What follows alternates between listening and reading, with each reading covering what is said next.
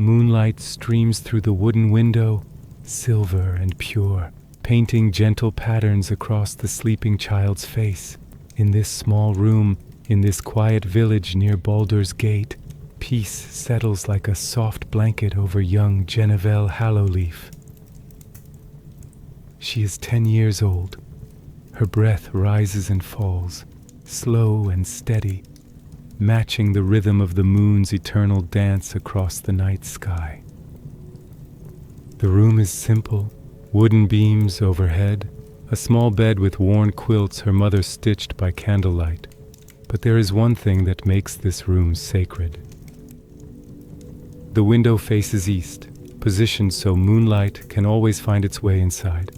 This is the Selunite tradition. The moon must always watch over the faithful. Beside her bed, a wolf sleeps, not wild but companion, guardian, its silver-gray fur rising and falling with each breath, synchronized with the child's peaceful rhythm. The wolf's ears twitch occasionally, listening to sounds only it can hear in the forest beyond. In her dreams, Jenevelle walks through gardens of silver light. The goddess is there, not seen, but felt, a presence warm as summer moonlight, gentle as her mother's lullaby. The light wraps around her like protective arms, and she knows, even in sleep, that she is safe, she is watched, she is loved. Morning will come soon. Dawn prayers with her parents, their voices soft and melodic, words passed down through generations of moon worshippers. Her father's deep voice, her mother's gentle harmonies, together creating music that makes the morning feel sacred. After prayers, there are simple joys, helping her mother gather herbs from the garden, the smell of fresh bread baking, her father's warm laugh when she tells him about her dreams, playing in the forest with other village children, sunlight filtering through ancient trees, creating patterns that dance like the moonlight in her room. Something is awakening in her, a gift. When she touches the injured bird, warmth flows from her small hands. Silver light, faint but unmistakable. Her mother sees it and smiles knowingly. "Selune has blessed you, little one," she whispers, stroking Jenevelle's dark hair. You carry her light within you. The village is peaceful, safe, protected by the moon's eternal gaze. Neighbors greeting warmly, children playing without fear, evening gatherings around fires, sharing stories and bread. The blacksmith's hammer ringing steady, the baker's oven glowing warm, life moving in gentle, predictable patterns. Candlelight flickering in windows as darkness falls, her mother humming a lullaby, the same one her grandmother sang, soft and eternal. Her father checking the door one last time, ensuring all is secure, then kissing her forehead. "Sleep well, moonchild," he whispers. The wolf settling closer, warmth radiating comfort. Outside, the forest standing silent, peaceful. Though sometimes, just sometimes, shadows gather at the tree line, dark shapes that don't quite belong. But her parents always reassure her gently. "Just your imagination, sweet one. Selune's light keeps all darkness at bay." And she believes them, because in this moment, in this room filled with moonlight and love, nothing bad could ever happen. Sleep comes easy here, safe, warm, protected by silver light and faithful hearts. The village square glows with lanterns, hundreds of them swaying in the evening breeze like captured stars. Tonight is Selune's High Harvest Festival.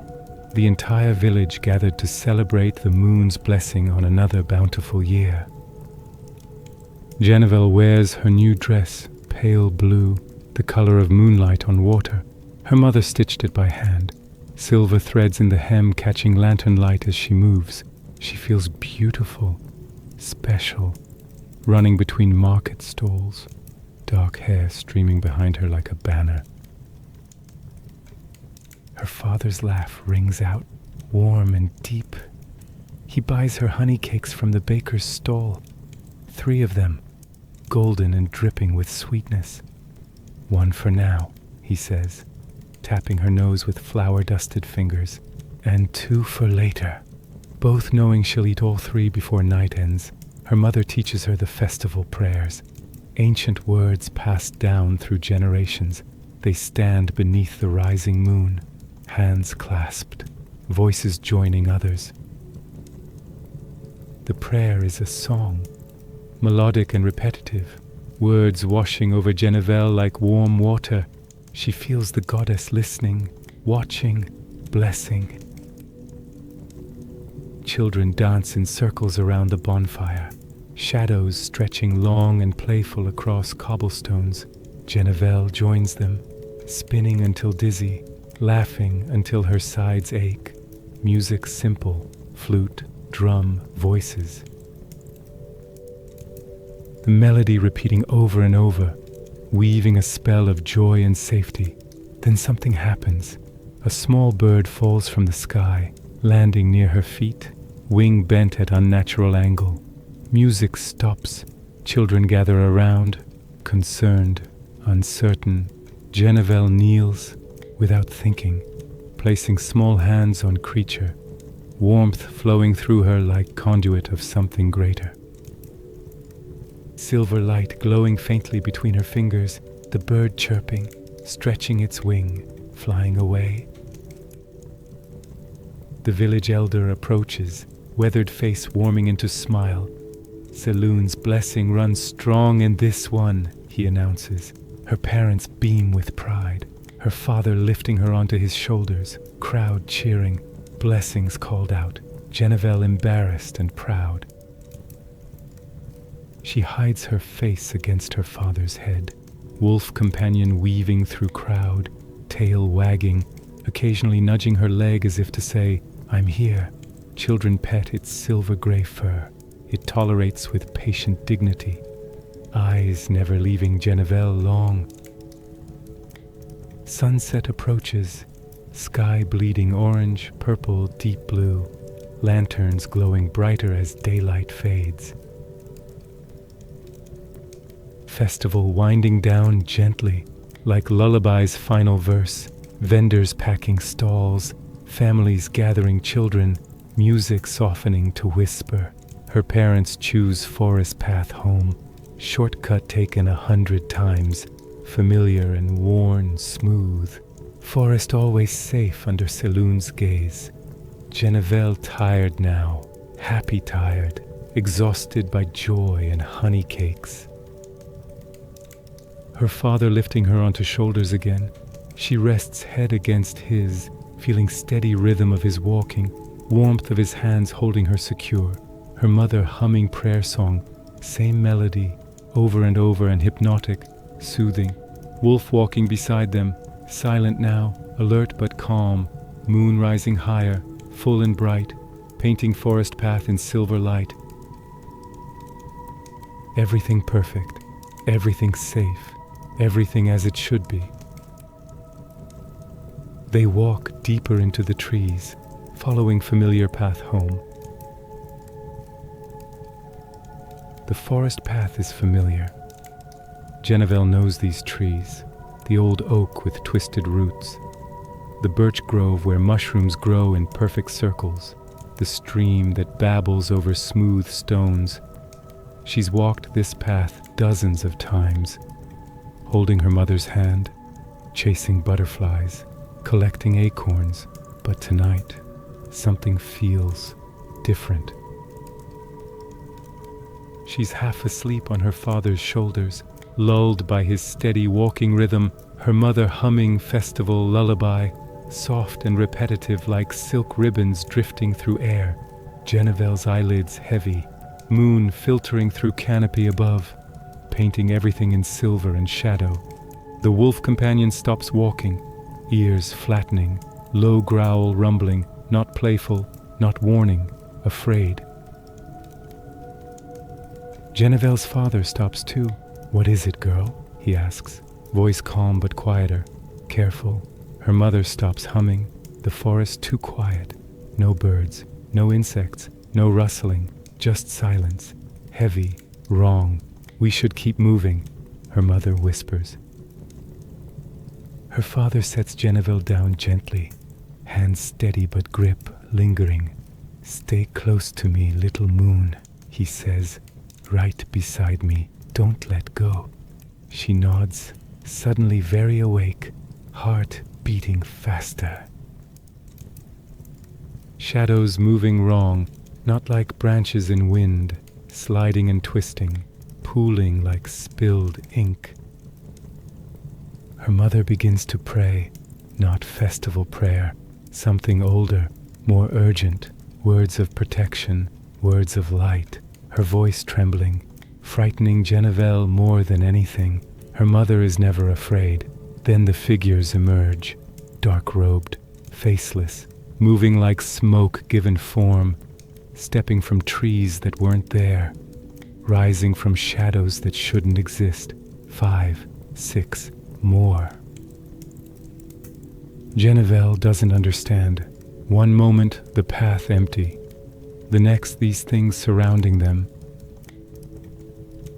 Her father moves fast, steel flashing, shouting, the wolf lunging, snarling with teeth bared, her mother pulling Jenevelle close, wrapping her in arms, whispering prayers glowing faint silver.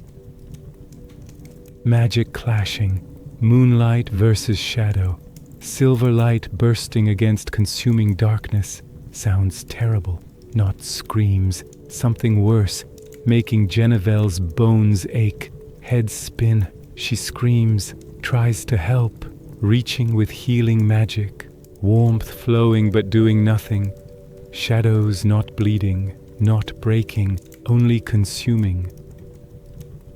Her father fighting 3 of them, 4, movements slowing, wolf yelping, hurt but fighting, her mother's prayers desperate, silver light flickering like candle in wind.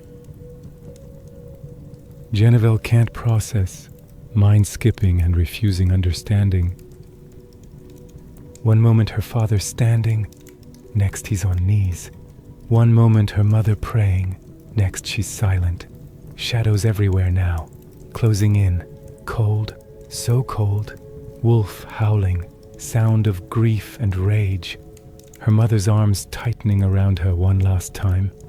Then darkness, complete, absolute, swallowing everything. Her father falls, not slowly, not dramatically, just and falls, like a puppet with cut strings, one moment fighting, the next on the ground, still. Her mother screams, a sound Jenevelle has never heard, raw and terrible. But it cuts off mid-breath, replaced by silence worse than the scream. Jenevelle can't move, can't speak, can't breathe, her body forgetting how. The wolf, her protector and friend, lunges one final time, teeth bared, snarling defiance, placing itself between her and shadows, buying her seconds she can't use, moments wasted frozen in terror. The wolf falls too, silver gray fur darkening, eyes finding hers one last time, loyal even now. A figure approaches, different from the others, taller, more solid, a woman's voice, gentle and soft, like honey poured over broken glass. Don't be afraid, child. But Jenevelle is afraid, nothing but afraid. The woman kneels, bringing her face level with Jenevelle's, cold eyes, beautiful and terrible. "We're saving you from their lies," she says, "from the false goddess who would use you, drain you, discard you." The words make no sense, nothing makes sense. Jenevelle runs, legs remembering movement but clumsy and weak. She takes 3 steps, maybe 4, before hands catch her, gentle, firm, inescapable. She struggles, kicks, screams, claws. It does nothing. She's 8 years old and powerless. They turn her around. She doesn't want to look, but her eyes betray her, finding what she's lost. Her parents motionless on forest floor, dark stains spreading beneath them. Her mother's hand stretched toward her, fingers curved as if reaching. Her father's eyes open but unseeing, staring at nothing, the wolf beside them. Still, silent, no longer breathing. Child's desperate denial. No, they're sleeping. Just sleeping. They'll wake up. Any moment now, her father will laugh, lift her onto his shoulders. Her mother will hum the lullaby. The wolf will wag its tail. Any moment now. She's lifted, carried, forest passing in blurred fragments, trees, shadows, moonlight in shards. She screams for them. Mama, Papa, wake up, please wake up. No answer, only silence, only darkness spreading like stain across everything. Forest fading behind her, familiar path disappearing. Village lights growing distant then gone. Everything known, everything loved, swallowed by shadows and distance.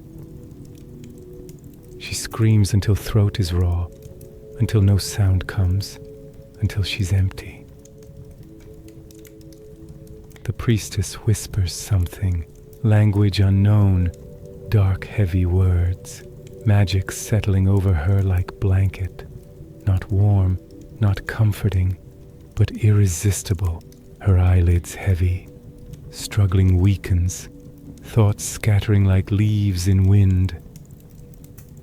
She tries to fight, tries to stay awake, but spells stronger than will, deeper than fear. Her last thought fragmented and desperate. Mama, Papa, Lady Selune, help me. But no help comes, only darkness, absolute, complete, swallowing everything. She falls down, down, down, into nothing. Consciousness returns slowly, painfully, like surfacing from deep water, lungs burning, vision blurred. Jenevelle opens her eyes, darkness, complete, absolute, unbroken, not gentle night darkness, not starlit bedroom darkness. This is different, wrong, a darkness pressing against her eyes like physical weight. She blinks, once, twice, nothing changes, no light anywhere. She's lying on cold stone, rough, unforgiving, thin blanket over her, scratchy, offering no warmth, body aching everywhere, muscles stiff, throat raw, as if from hours of screaming. Maybe she has been. She can't remember. The cell small, discovered by touch, fingers finding walls too close, stone on all sides, cold and damp, air stale, recycled, old. Then memories come, not gently, not gradually, all at once like crashing wave. Festival, dancing, honey cakes, father's laugh, forest path, shadows moving wrong, mother's scream cut short, father falling, wolf's eyes, loyal even in death, blood on forest floor, dark in moonlight. No. Jenevelle screams, scrambles to feet, finds door by touch, wood, iron reinforced, immovable. She pounds with small fists, once, 10 times, 100, hands throbbing, voice breaking. Let me out, please, Mama, Papa. Someone help me. Footsteps in distance, slow, unhurried, indifferent. They pass by without stopping. She pounds harder, screams louder, begs, pleads, sobs, no response, footsteps fading, silence returning heavier than before. Her hand hurts, not from pounding, something deeper. She touches her palm, finds fabric wrapped, bandage seeping. Wound throbbing with heartbeat. Pain she doesn't understand. She doesn't remember being cut, doesn't remember ritual. Nothing between forest and this cell, not knowing worse than pain. Time meaningless, no day, no night, no moon, no sun, just endless darkness, eternal. She may have been here hours, days, weeks, hunger gnawing, thirst thickening her tongue, exhaustion pulling at limbs like weights, but time has no meaning here. She cries until empty, wrung out, hollow, then she prays. Lady Selune, please save me, help me, I'm scared, I'm alone. She waits for answer, warmth, silver light, anything. Nothing comes, only silence, only darkness. Absence feels like abandonment. A voice speaks through door, female, gentle, almost kind, poor child, still praying to one who forsook you. Jenevelle crawls toward voice, desperate for connection.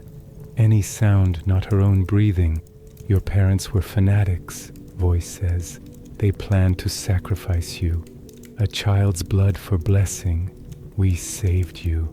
No, Jenevelle cries. They loved me. They would never. You're lying. Are we? Voice calm, patient. Where is Selune now? Where was she when they died? When you screamed for help? She let them die, child. Let you suffer. Watched and did nothing. No. Shar offers truth. Truth in darkness. Truth in what is, not what we wish. Jenevelle presses wounded hand to chest, seeking comfort in prayer. Wound burns, sharp sudden pain. She gasps, pulls hand away, tries again. Whispers Selune's name. Wound flaring hot. Prayer becoming pain. Pain becoming prayer. Voice leaves, footsteps fading. Silence returning, days pass, maybe, probably. Food comes sometimes, pushed through unseen slot, bread, water, enough to survive, not thrive. She eats in darkness, sleeps in darkness, wakes in darkness. Darkness becomes everything, only constant, only truth. Mind drifting, fragmenting, thoughts scattering like shadows. Sometimes forgetting where she is, who she is, sometimes remembering too much, wishing to forget. Sometimes darkness feels almost comfortable. No expectations, no disappointments, no pain. Just nothing, endless, eternal, complete. She floats in it, drifts, dissolves, time meaningless, self meaningless, everything fading into dark.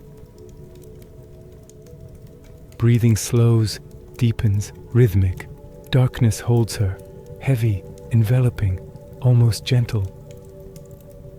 She stops fighting, stops struggling, just exists, in dark, in silence, in nothing. The torture begins systematically, methodically, designed not to kill, but to unmake, sleep impossible, eyes closing only for gongs to sound, bells clanging, screaming hers or someone else's, indistinguishable.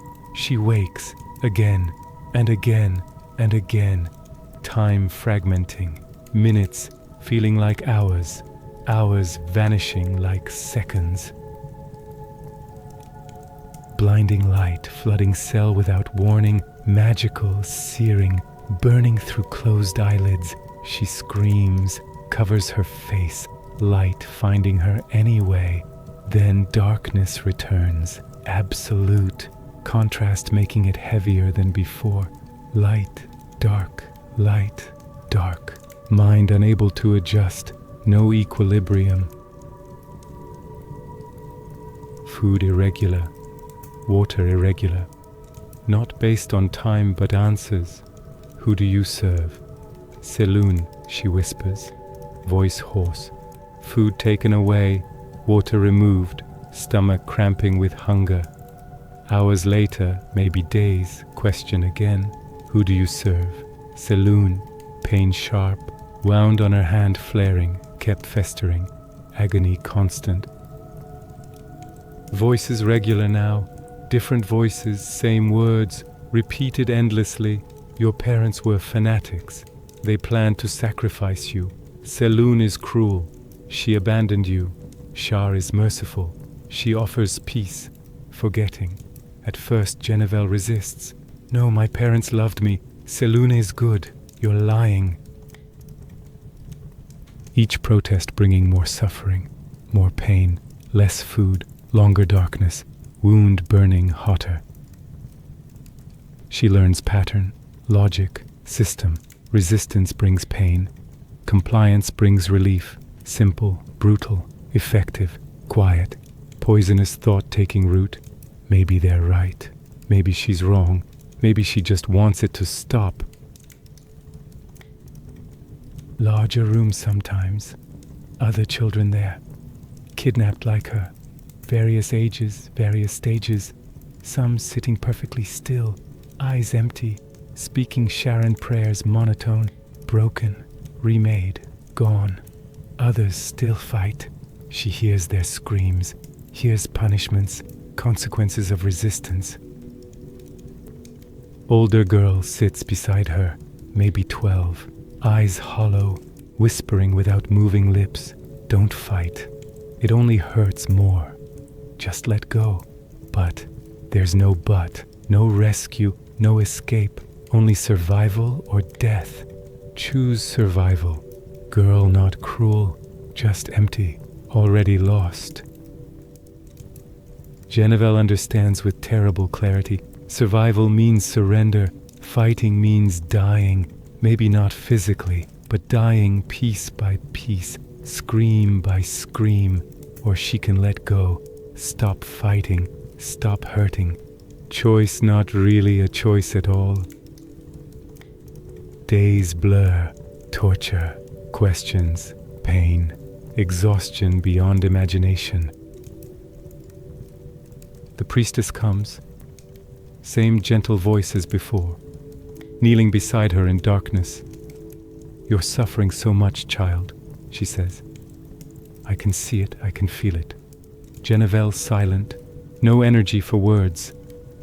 Do you want to remember the pain, or let Lady Shar take it away? Silence heavy, tempting. She can make it stop, all of it, memories, grief, agony. She offers forgetting, Jenevelle's resistance crumbling, not dramatic, just dissolving like sugar in water. Take it away, she whispers. Please, make it stop. Priestess guiding her hand, placing it over her heart. Speaking words, she repeats without understanding. Lady of loss, I offer my pain, effect immediate, numbness washing over like wave. Cold, heavy, absolute, not comfort, but absence of discomfort, not peace, but absence of suffering, emotions dulling, edges softening, grief distant, fear fading, relief flooding, and horror, both inseparable. She notices gradually, small things disappearing, her mother's eyes, blue, brown, green, she can't remember. Her father's laugh, deep or light, gone. the lullaby melody slipping away like water, each forgotten detail feeling like relief, burden lifted, rest gained, and like dying, piece by piece. Numbness, Shar's gift, blessing, mercy, no pain, no grief, no longing, just emptiness, peaceful, quiet, safe, Jenevelle floating, drifting, dissolving, festival girl fading, bird healing girl disappearing, parent loving girl forgetting, something else emerging, quieter, darker, unhurt. Thoughts foggy, soft, indistinct, memories blur like dreams, present then gone, impossible to hold. She stops trying to remember, stops trying to feel, stops trying to be. Darkness becomes everything, not frightening, just there, constant, reliable, true. Breathing in darkness, breathing out pain, breathing in numbness, breathing out self, fading, fading, almost gone. Consciousness settling, still, quiet, no resistance, no fight, no self, just emptiness, peaceful, complete, absolute. She lets go, falls, into nothing, into Shar, into forgetting. Months pass, maybe, time losing meaning, the name Jenevelle sounding foreign now, distant, like half-remembered dream. When they call her, she hesitates. Is that her? Was it ever? She can barely remember. They bring her to new chamber, circular, black stone, polished mirror smooth, purple candles burning with unflickering flames, Shar's symbol carved deep into floor, black disc ringed in purple, swallowing all light. A woman waits at center, tall, elegant, impossibly graceful, white hair cascading like cold moonlight, red eyes seeing everything, dark skin like polished obsidian, drow, ancient, powerful, presence filling room like pressure before storm. Approach, child, voice silk over steel, beautiful and terrifying. Jenevelle, still thinking of herself as that, barely, steps forward, legs shaking. I am Mother Superior Viconia Devere. You were brought because you have suffered well, learned that loss is sacred. Viconia circling her slowly, predator assessing prey, teacher examining student. But you still cling to fragments of false light. I see them in you, stubborn, persistent, painful. She stops in front of Jenevelle, tilts head. We will remedy that. Tell me, child, what is your name? She hesitates. Question simple but impossible. I, Jenevelle. I think. Disappointment flashes across Viconia's face, cold, sharp. You think? Voice dropping, dangerous. That name is chain, binding you to suffering, burden weighing you down, lie told by those who abandoned you. The wound on her hand flares, burning punishment for clinging to past. She gasps, clutches hand. Viconia softens slightly, barely. Lady Shar offers freedom from memory, from pain, from lies. She produces ceremonial dagger, black blade, purple gemmed hilt, beautiful and deadly. You must choose. Cut away your past, offer it willingly. She extends dagger, Jenevelle stares, hands shaking, takes it, weight significant, final. Your hair, Viconia instructs. Selunites keep it long for moon's light. Cut it, sever that connection. Jenevelle lifts blade with trembling hands, dark tangled strands hanging heavy. Her mother used to brush it, memory surfacing blurred and distant. She cuts, blade sharp, hair falling easily, each strand severed connection, to parents, to moonlight, to self. hair drifting to stone floor. Viconia gestures, shadows sweep it away, gone, erased as if never existed. Jenevelle Hallowleaf is dead, Viconia intones, voice resonant with dark power. She died in that forest, abandoned by false goddess, forgotten, forsaken, lost. Hands placed on child's head, dark magic flowing, cold, heavy, absolute. You are reborn in Lady Shar's embrace. Magic intensifying, pressure building, identity fragmenting. You are Shadowheart, names settling into bones like truth, like something always there waiting. Darkness that protects, loss that liberates, Shar's faithful daughter. Memories fragment further, faces blur, voices fade. Jenevelle, dreamlike, unreal, impossible to hold, but Shadowheart, solid, present, true. She breathes deep, name-fitting, comfortable, right. Viconia guiding words, Shadowheart repeating, meaning them. Lady of loss, I am yours. Wound stops burning, warm instead, pleasant. Take my pain, my past, my false light. Relief washing through, sweet, intoxicating. Give me your darkness, your truth, your peace, response immediate, dark energy flooding chamber, Shar's direct touch, real, present, undeniable. Cold comforting, heavy blanket in winter, deep water closing gently, finally resting, pain dulls, questions quiet, doubts fade, only darkness, only truth, only peace. Viconia smiles, rare, terrifying. Well done, Shadowheart. You are mine now, you are Shar's. She provides robes, black and purple, silver-threaded symbols, beautiful, sacred. Shadowheart removes tattered clothes, dons robes, perfect fit, as if always hers. They give her room, not cell, bed, basin, shelf for prayer books, luxury compared to months in dark. Feels like home, initiates become sisters. Viconia mother figure, strict, demanding, protective, house of grief becoming home. Wound on hand, scarred now, permanent, Shar's mark, bleeds when she doubts, aches when she questions, burns when she remembers too much. She trains herself to ignore pain, then embrace it, make it sacred. Pain Shar's gift, loss Shar's blessing, darkness Shar's truth. Memories of before distant dreams, were they real or lies from false goddess?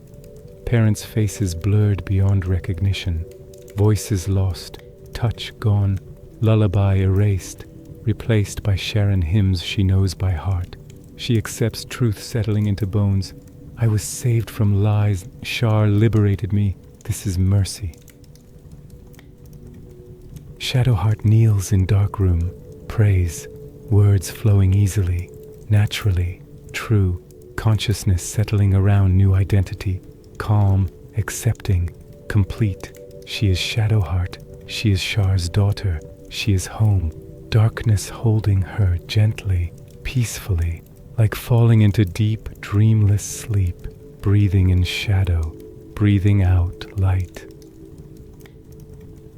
Breathing in truth, breathing out lies. Fading into darkness, becoming darkness, complete. Years pass in darkness. 11, 12, 13, 14, 15. Time moves differently here, not in days or months, but in prayers, in rituals, in lessons learned and memories surrendered.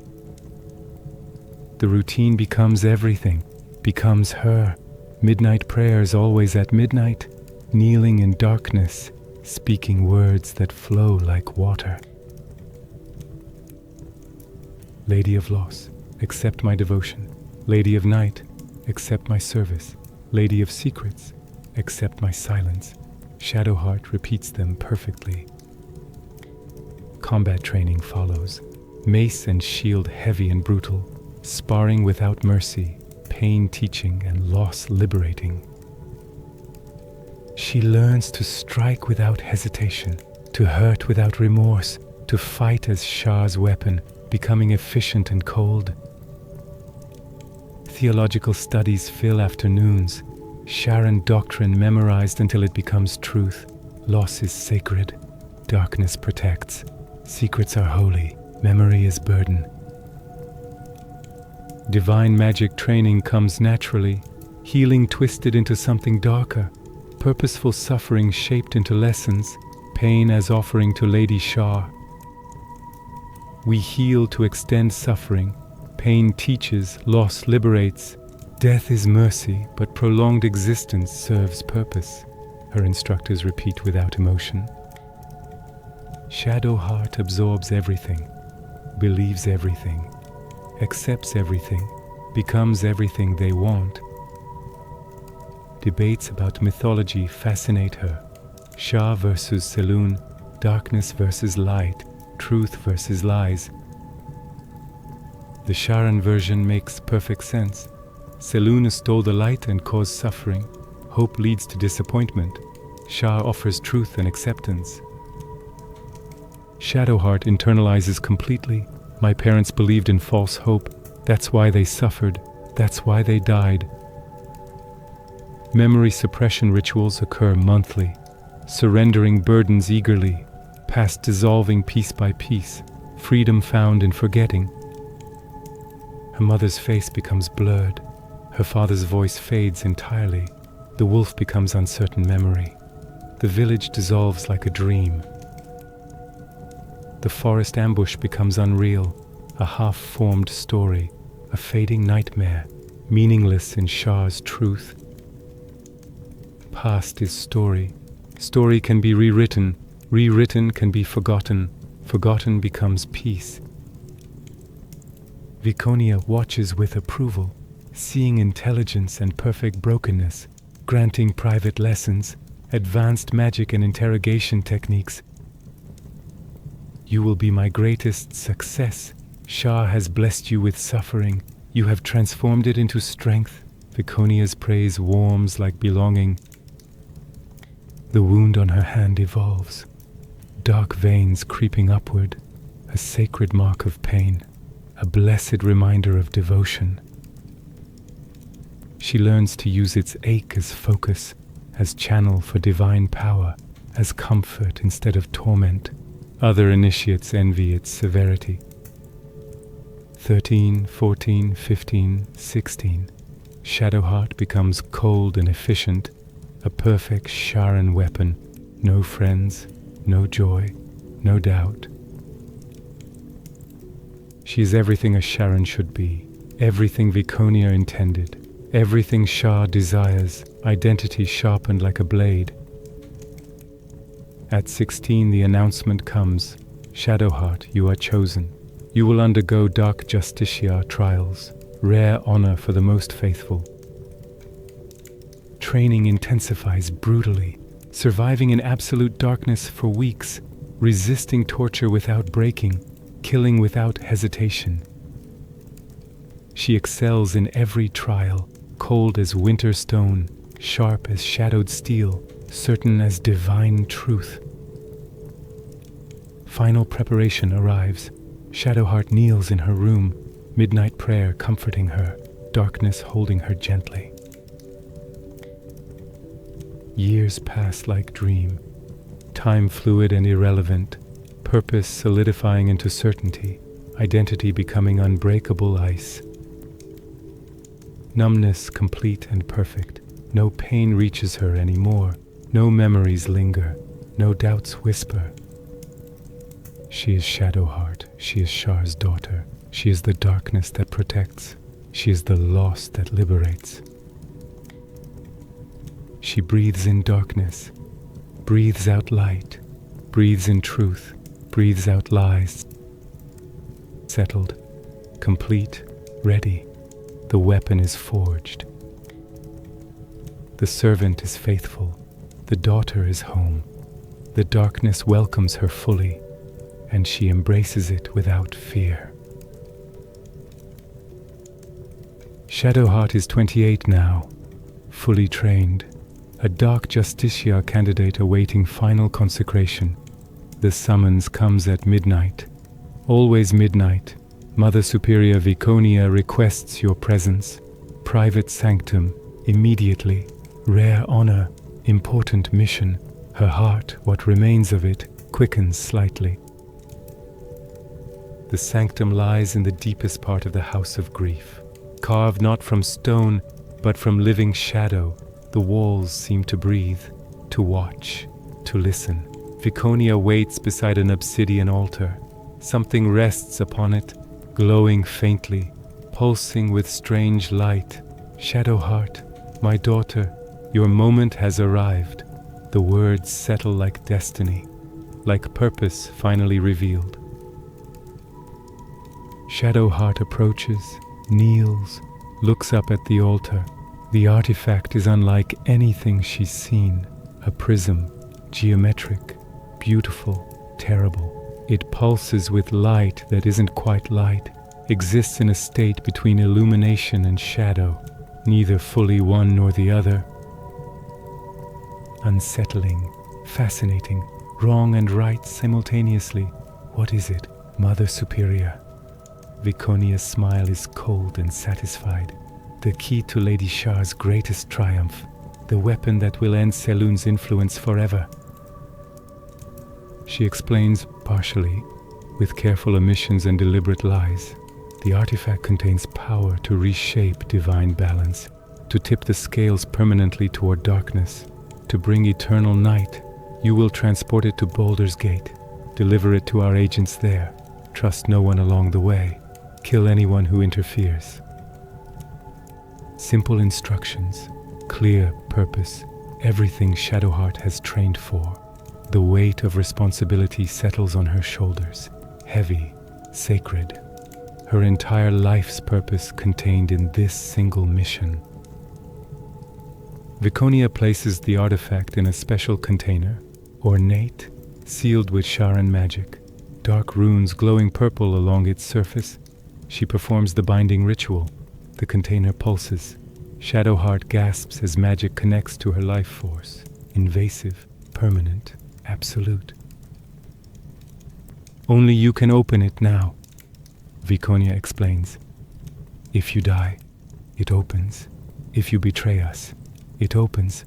If you doubt, truly doubt, it opens. The implications are clear, terrifying, perfect. Your faith must be absolute. Your will must be unbreakable. Are you ready? Shadowheart kneels properly, head bowed, hand over heart, over the wound that marks her as Shar's. I am Shar's faithful daughter. I will not fail. The words are truth, certainty, everything she is. Viconia places both hands on Shadowheart's head. Dark power flows, cold, heavy, blessing and burden. You are the darkness that protects. You are the loss that liberates. Go with Our Lady's shadow upon you. For a moment, brief, precious, Viconia's expression softens, almost tender, almost loving. You have made me proud. Shadowheart, return victorious, and you will stand beside me as a true dark justiciar, as my successor, perhaps. The words mean everything, more than Shadowheart can articulate, more than she should feel. This is the closest thing to love she remembers, the only approval that matters, the only connection she allows herself. I will return, Mother, I swear it. Preparation becomes ritual, meditative, purposeful, each item packed with intention. Minimal supplies, Sharran's travel light, unburdened by attachment to possessions. Mace, blessed by Viconia, weighted perfectly, extension of her arm. Shield, dark steel, Shar's symbol embossed, protection and faith combined. Healing supplies, bandages and herbs, potions, twisted through Shar's lens to extend suffering purposefully. Sharran holy symbol, worn against her heart, constant reminder of devotion, dark traveling cloak, hood deep, shadows clinging to fabric, concealment and identity, the artifact secured to her belt, constant weight, constant reminder, constant purpose. She looks in the mirror one last time before leaving. A stranger looks back, short dark hair, cropped close, hard eyes, gray and cold, the wound on her hand, dark veins spreading up her wrist, Sharran robes, black and purple, marking her as Shar's faithful. No recognition of the child she was. Jenevelle is truly dead, gone, erased. For a heartbeat, less than a heartbeat, something flickers. Moonlight, a lullaby, a name that isn't Shadowheart, gone before she can grasp it. Like trying to hold smoke, the wound flares immediately, sharp, burning, punishment. For almost remembering, she pushes it down, buries it. That wasn't real, just my mind playing tricks. Focus on the mission. The pain fades. The almost memory dissolves. Only purpose remains. She walks through corridors she's known for nearly 2 decades, past chambers where she trained, prayed, surrendered memories, became Shar's weapon. The exit approaches, heavy doors, beyond them, the world. She hasn't left the house of grief since she was 9 years old. 19 years in darkness and silence, the doors open. Baldur's Gate streets hit like a physical blow, sunlight burning her eyes, painful and alien after years of darkness, noise deafening, voices, carts, animals, music, laughter, shouting all at once, overwhelming, crowds suffocating, bodies pressing close, too many people, too much contact, too much everything. Everything too bright, too loud, too much. She keeps her hood up, eyes down, hand on the artifact, trusting no one. The city feels alien, hostile, wrong. She belongs in darkness and silence, not this chaos.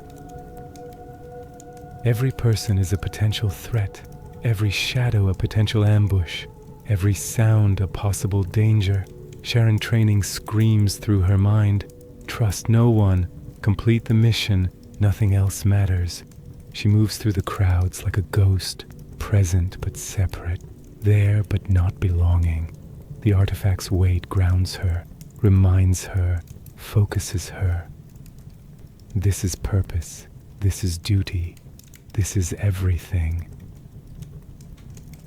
Days pass, travel toward the rendezvous point, sleeping in shadows, avoiding contact, speaking to no one. The artifact grows heavier, or perhaps it's doubt growing. No, not doubt, just fatigue, physical burden, nothing more.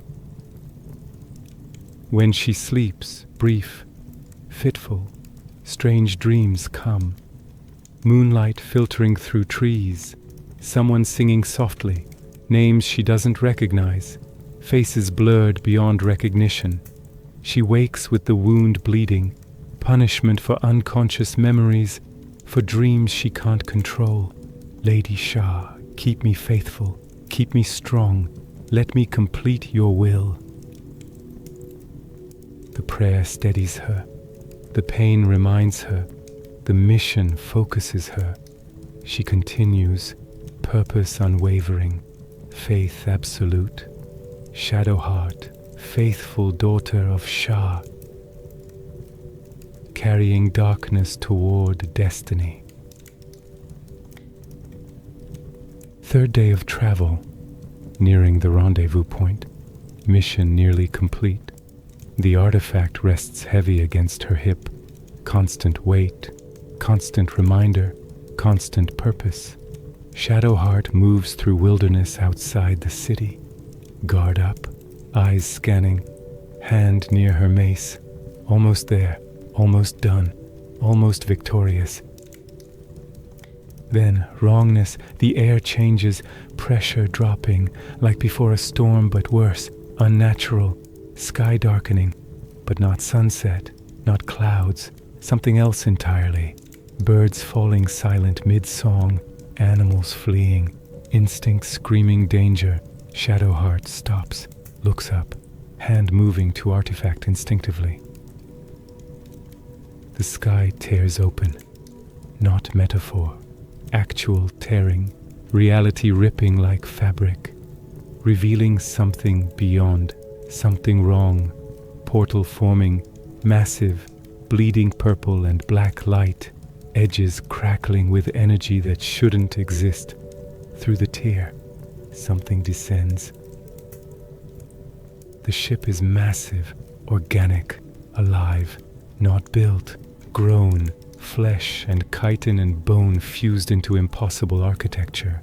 Tentacles writhing along its surface, hundreds of them, moving with purpose and hunger. It descends through the portal, slow, inevitable, like a predator that knows its prey cannot escape. Mind flayer nautiloid, though Shadowheart doesn't know that name yet, only knows wrong, alien, terror. Her training kicks in immediately. Protect the artifact, complete the mission, nothing else matters.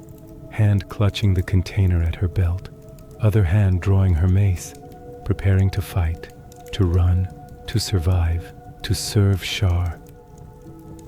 The world explodes into chaos, people screaming, running in all directions, trampling each other, dying before the attack even begins. The ground splits open, cracks spreading like lightning, things bursting forth, creatures, abominations, brains with legs, clawed appendages, teeth that shouldn't exist on something without a mouth, intellect devourers, though she doesn't know that name either, only knows horror, wrongness, death. From the ship, they come. Tall figures, humanoid but wrong, robes flowing, heads crowned with writhing tentacles where faces should be, moving with terrible grace, radiating something that makes her mind scream, psychic pressure, alien thoughts brushing against consciousness, mind flayers, illithids, the stuff of nightmares made real. Shadowheart runs, instinct overriding training, but they're everywhere. No escape, no direction safe, chaos and death in every path. She fights, mace crushing an intellect devourer, brain matter and chitin exploding, shield blocking, psychic blast that makes her ears bleed. But there are too many, too fast, too powerful. Sharran training means nothing against this. All her years of preparation, useless. Tentacles wrap around her, not ship tentacles, mind flayer tentacles, wet and strong and alive, lifting her, pulling her, dragging her toward the ship. She struggles, useless, screaming prayers. Lady of Loss, protect your artifact. Let me complete my mission. Don't let me fail you. The ground falls away.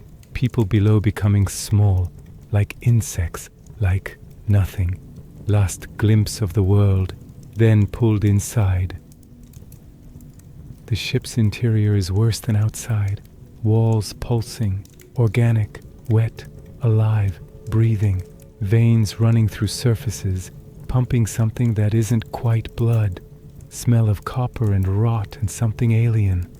Something that makes her stomach turn. Other victims being dragged in, humans, elves, tieflings, all screaming, all terrified, all doomed. Tentacles release. She hits floor hard, metal and flesh fused together, warm, disgusting. The artifact still secured to her belt, mission not failed yet. still possible to succeed, still possible to serve. She clutches it. Only certainty in chaos, only purpose in horror. Mind flayers move through the chamber, methodical, purposeful, selecting victims. Shadowheart watches, unable to look away, unable to process. People strapped to tables. Organic restraints growing from surfaces, holding them down. The process begins. Tadpoles, writhing things, alive and hungry, inserted through eyes. Victims screaming, transforming, becoming something else, something wrong. Understanding dawns slowly, horribly. They're creating more mind flayers, ceremorphosis, infection, transformation, death of self. Tentacles grab her again, dragging toward empty table. She fights, useless, screaming, praying, begging, strapped down, restraints tightening, growing into her flesh, becoming part of her, cannot move, cannot escape, cannot complete mission. Mind flayer approaching, tall, terrible, tentacles reaching toward her face. Its thoughts invade her mind, cold, alien, hungry, not words as not language, pure intention, pure hunger, seeing her memories, what few remain after Shar's work, tasting her fear, savoring her desperation. She feels it examining her, cataloging her, preparing her. It produces the tadpole, small thing, writhing, alive with terrible purpose, approaching her eye. She cannot look away, cannot close her eyes. Restraints holding even her eyelids open. Shadowheart's last coherent thought. Lady Shar, I'm sorry. I failed you. I failed the mission. Forgive me. The tadpole touches her eye. Agony beyond description, beyond comprehension, beyond anything Sharran torture prepared her for. Feeling it burrow through eye socket into skull, wrapping around brain, becoming part of her. Ceremorphosis beginning, tadpole releasing chemicals, starting transformation, rewriting her from inside. Her mind fragments, memories scattering like leaves, identity dissolving like smoke, but through it all, one thought remains, burned deep by years of conditioning. Protect artifact, complete mission, serve Shar. The tadpole settles behind her eye, alien presence in her skull, foreign consciousness touching hers, wrong, invasive, permanent. Consciousness fading, pain becoming distant, terror becoming abstract, confusion becoming peaceful, everything going dark, like falling, like drowning, like sleep, deep, dark, endless sleep. The last thing she feels, the artifact's weight against her hip, still there, still hers, mission not failed, not yet. Everything fades, darkness, silence, nothing. Darkness absolute, timeless, peaceful in its totality. Shadowheart's consciousness scattered, fragmented, barely existing, floating in void. The tadpole working, changing brain chemistry, preparing transformation, rewriting her from within. But something wrong, transformation not progressing normally, something interfering, the artifact pulsing with strange energy, protecting, slowing, resisting, dreams in darkness, moonlight breaking through shadows, woman singing softly, remember who you are, the wound burning even in unconsciousness, Shar punishing almost memories, keeping her faithful even in sleep. Nautiloid shaking, battle happening somewhere, explosions, screaming, reality tearing again, ship falling, crashing, Shadowheart still unconscious through it all, mercifully unaware, impact massive, violent, ship breaking apart, metal and flesh tearing, Shadowheart thrown from wreckage, landing in sand, soft, warm, unexpected mercy. Consciousness returning, slowly, painfully, reluctantly, eyes opening to blinding sunlight. Hasn't seen sun in years, burning, overwhelming, beach, sand beneath her, waves crashing nearby, smoke rising from wreckage, body aching everywhere, head splitting with pain, every breath difficult. The tadpole, feeling it move behind her eye, alien presence in skull, wrong, invasive, terrifying, panic rising. What did they do to me? What's happening to me? What am I becoming? Hand instinctively going to belt, artifact still there, container intact, unbroken, relief flooding through, overwhelming. Mission not failed, still have artifact, can still serve Shar. The only certainty in chaos, the only purpose in horror. Trying to stand, legs shaking, vision swimming, falling back to sand, hearing voices, other survivors emerging from wreckage, Sharran training screaming, trust no one, they'll take artifact, kill them if necessary, managing to stand, hand on mace, ready to fight, ready to protect mission, but too weak, too disoriented, tadpole making thoughts fuzzy. Someone approaching, human, concerned expression, offering hand, her instinct screaming, attack, flee, hide, but body won't cooperate, mind won't focus, the stranger speaking, easy, you were on that ship too. We need to find help.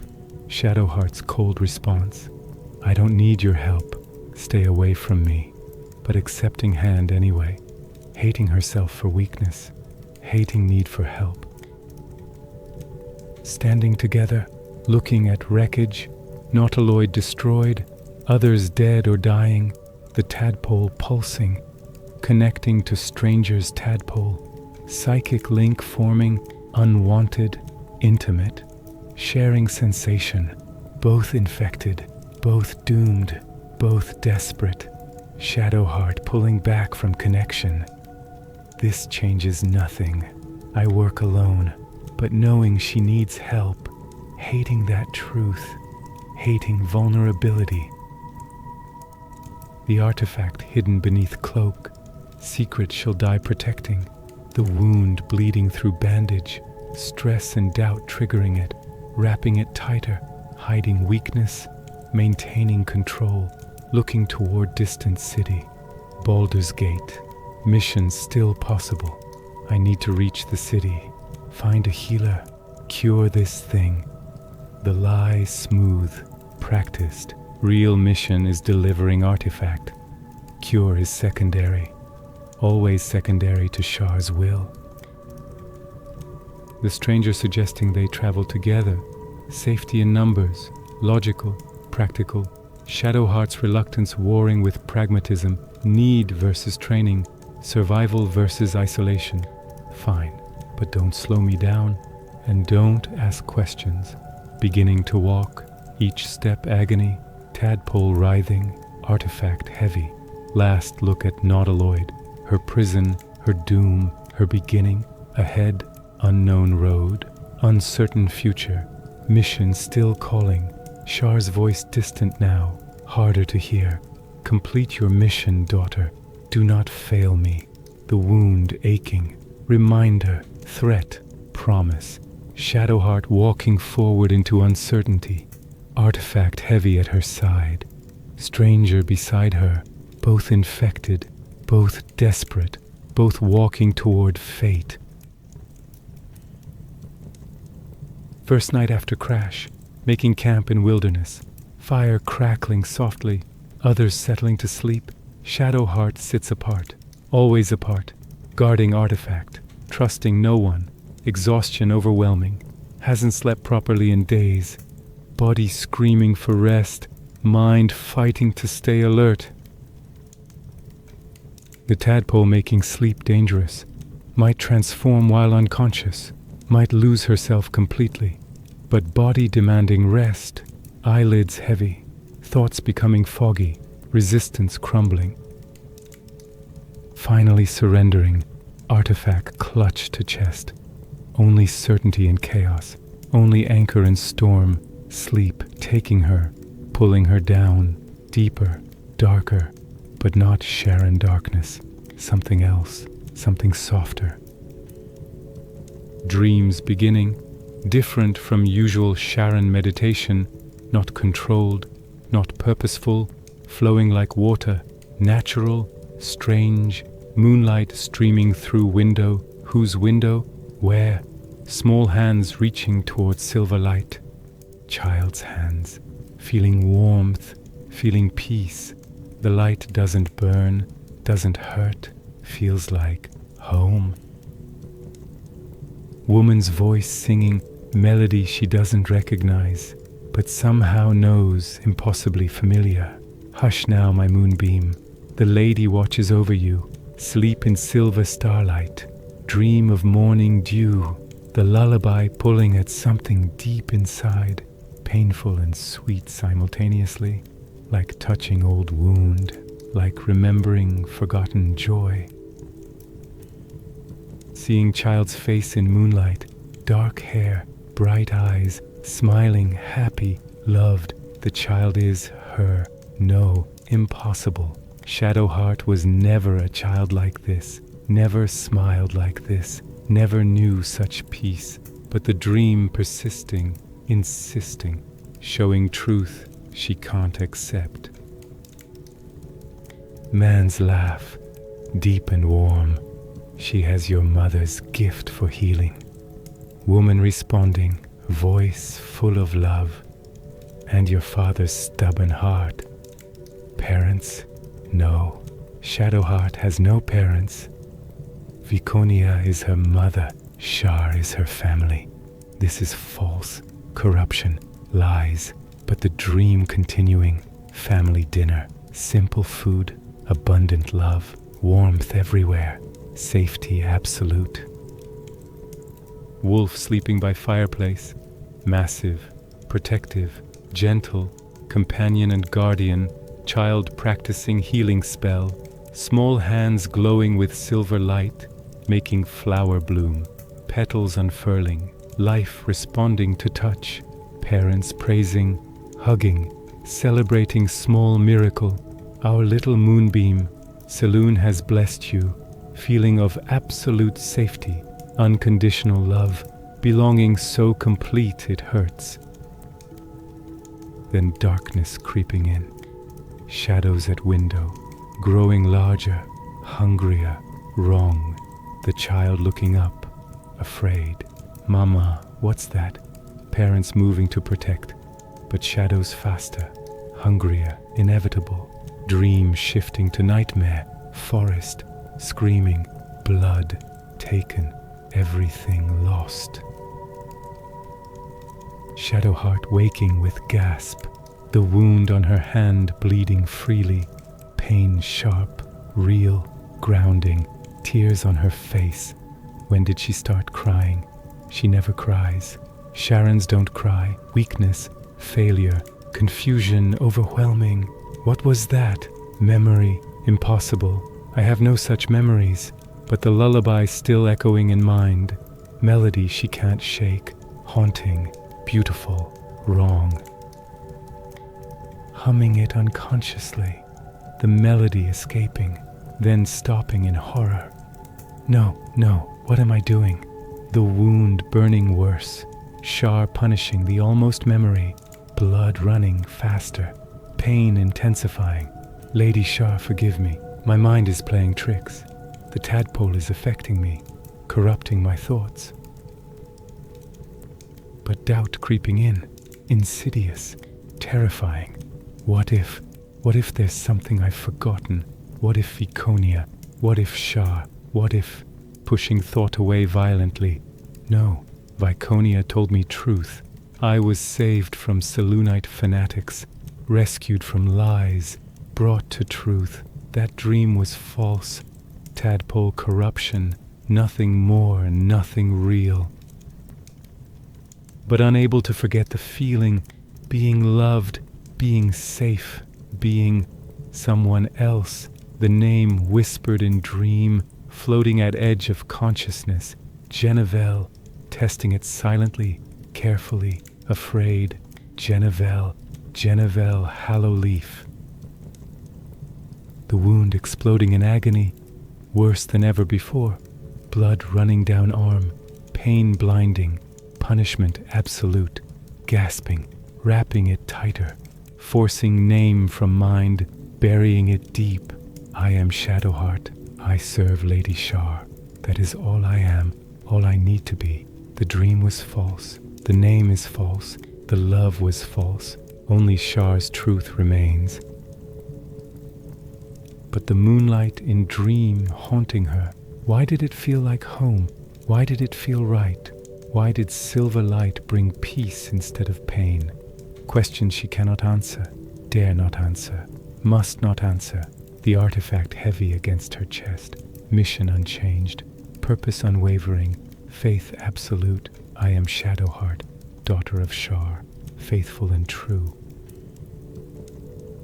But the lullaby still echoing, soft, persistent, refusing to fade. Hush now, my moonbeam. She wraps the wound tighter, closes her eyes, forces herself back to darkness, back to Shar, back to certainty. But sleep, when it comes again, brings moonlight, always moonlight.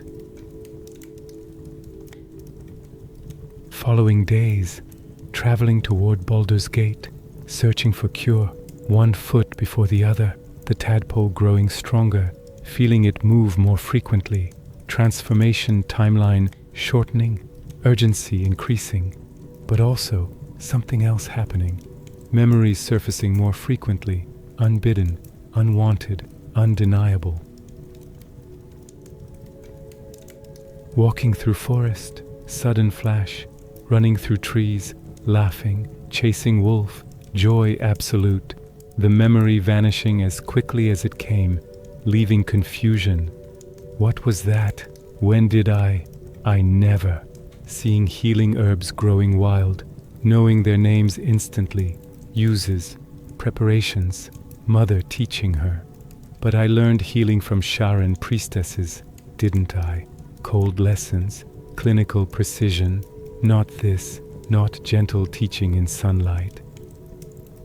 Hearing birdsong, remembering morning prayers to someone, not Shar, different deity, silver light, moon's blessing, the memory fragmentary, incomplete but persistent, each fragment bringing confusion, pain, the wound bleeding fresh, punishment for remembering and for doubting, for questioning. Shadowheart becoming quieter, more withdrawn, fighting internal war, every step a battle, the protagonist noticing, are you all right? You seem distant. Shadowheart's sharp response, walls up, armor intact. I'm fine. Focus on finding a healer, but the lie transparent, even to herself. At night, when others sleep, sitting alone with thoughts, watching fire, watching shadows, the artifact pulsing with strange energy, warm against her hip, its power somehow different, protective, interfering, triggering suppressed memories, breaking Sharran conditioning, unraveling carefully constructed lies. Shadowheart doesn't understand why memories returning now, blaming tadpole, stress, exhaustion, anything but truth, anything but astral prism's protection. One night, dream of festival, dancing under moonlight, parents watching proudly, community celebrating, belonging absolute, waking with smile on face, then horror at feeling joy. What's wrong with me? Sharrans don't feel joy. Joy is weakness. Emotion is failure, but unable to deny. The dream felt real, felt right, felt like truth. Another fragment, mother's face, clearer now, not blurred, not distant, dark hair like Shadowheart's, kind eyes, gentle hands, teaching her to heal, Feel the moon's light within you. Channel it through love. Healing comes from compassion, not control. Shadowheart trying to remember Sharran healing lessons. Cold, clinical, painful, healing through suffering, through loss, through emptiness. The contrast stark, impossible to ignore. One teaching heals through love, other through control. Which is real? Which is me? The wound, constant agony now, bleeding through multiple bandages daily. Shar's punishment for doubting, questioning, remembering. Shadowheart praying desperately. Lady Shar, help me. My mind is breaking. Keep me faithful. Don't let me fall. But Shar's voice distant, harder to hear than ever before. The artifact's energy interfering, blocking divine connection, feeling abandoned by goddess, terrified of losing only identity she knows. Without Shar, who am I? Without the mission, what am I?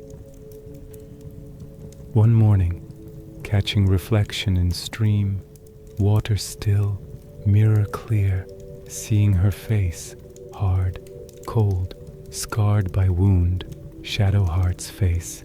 But for moment, seeing different face, younger, softer, smiling. Jenevelle's face overlapping Shadowheart's.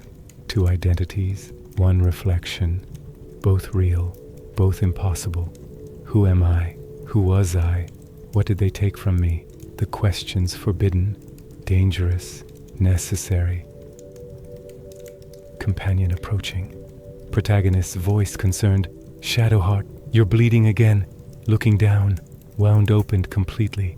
Blood-soaking sleeve, pain distant now, familiar, accepting help reluctantly. Letting them bandage it, clean it, care for it. The simple kindness overwhelming. When did anyone last care for her? Viconia's care was control, manipulation, not genuine concern, never genuine. Feeling tears, threatening, pushing them down, but not completely successful. Thank you, I thank you. The words foreign, difficult, real. Moment of connection. Protagonist's concern genuine, no ulterior motive, no manipulation, just kindness. Shadowheart's walls cracking slightly, words escaping before she can stop them. The wound, it's connected to my faith. When I doubt, it bleeds. First admission of doubt, first crack in armor, terrifying, liberating. Protagonist not judging, just listening, present, accepting. That sounds like torture, not devotion. The words hitting like physical blow. It is torture, but I thought, I was told it was sacred, necessary, proof of faith. Beginning to question, really question, what if everything I believe is lie? What if Viconia? What if Shar?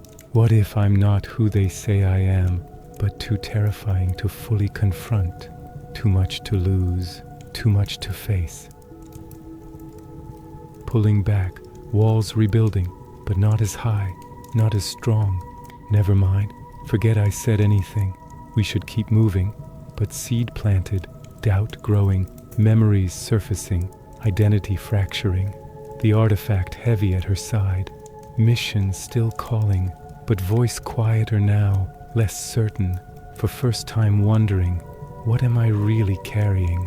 What is Viconia's true plan? And who was I before they made me Shadowheart?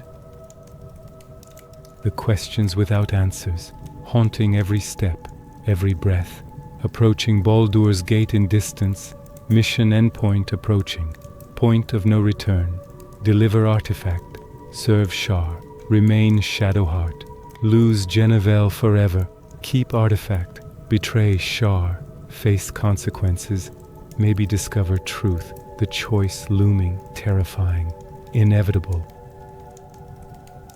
For now, walking forward, one step at a time, carrying weight of two identities, Shadowheart and Jenevelle, fighting for same soul, same body, same future, not knowing which will survive, not knowing which should survive, the wound bleeding, the artifact pulsing, the memories surfacing, walking toward fate, toward truth, toward choice. Each step heavier, each step necessary, the journey continuing, the questions growing, the answer approaching.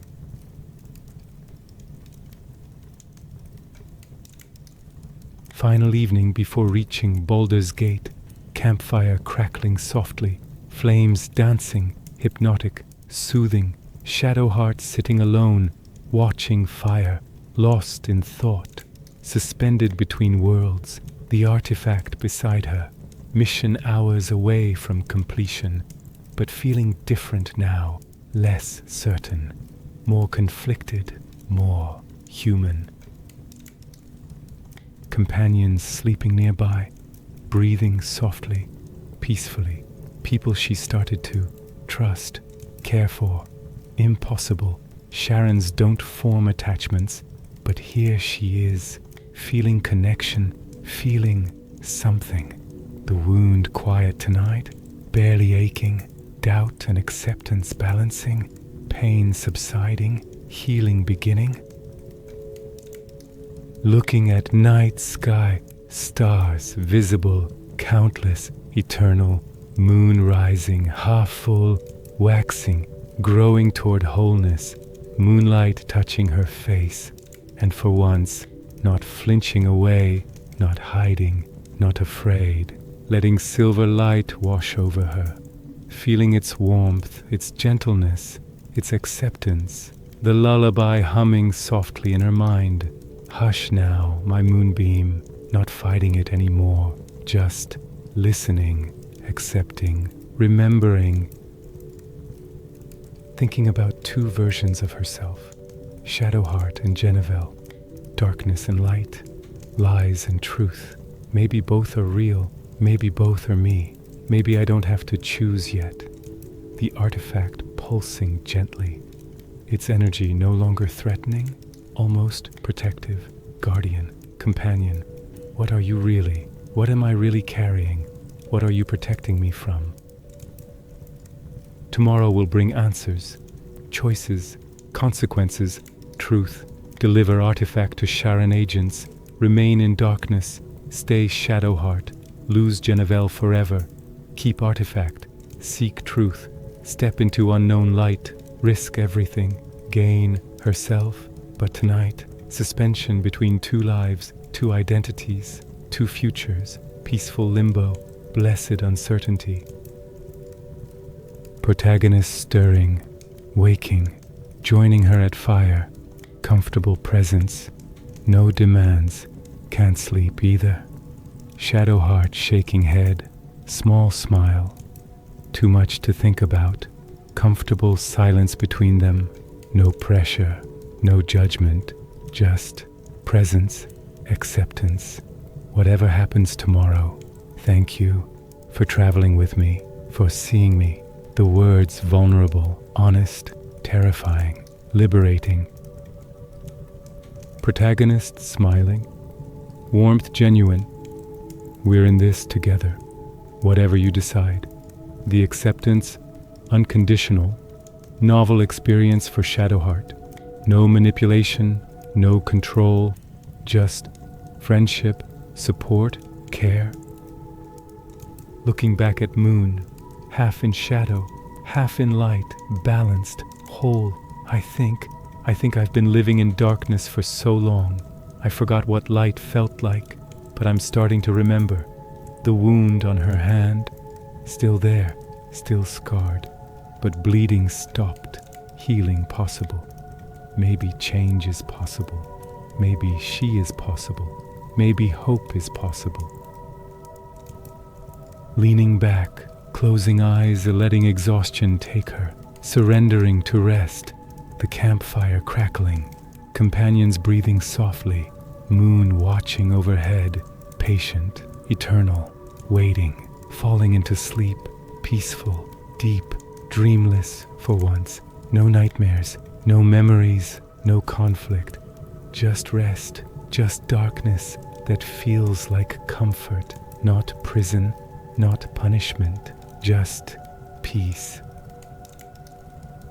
Just Shadowheart, whoever she is, whoever she's becoming, suspended between past and future, tomorrow, choices, consequences, truth, tonight, sleep, peace, possibility. The moon continuing its arc across sky, patient and eternal, watching over lost daughter, who's beginning to find her way home, not Shadowheart, not Jenevelle, not yet, just a woman sleeping under stars, carrying secrets, seeking truth, the journey not ending, but beginning. And in the darkness behind her eyes, the faintest glimmer of silver light, growing brighter, slowly, gently, like dawn approaching after longest night, the campfire burning low, embers glowing, warmth fading, sleep deepening, breathing slowing, thoughts quieting, consciousness drifting into darkness, into peace, into dreams, the moon watching, always watching, waiting for her daughter to remember, to come home someday, but not tonight. Tonight, just sleep, just peace, just rest.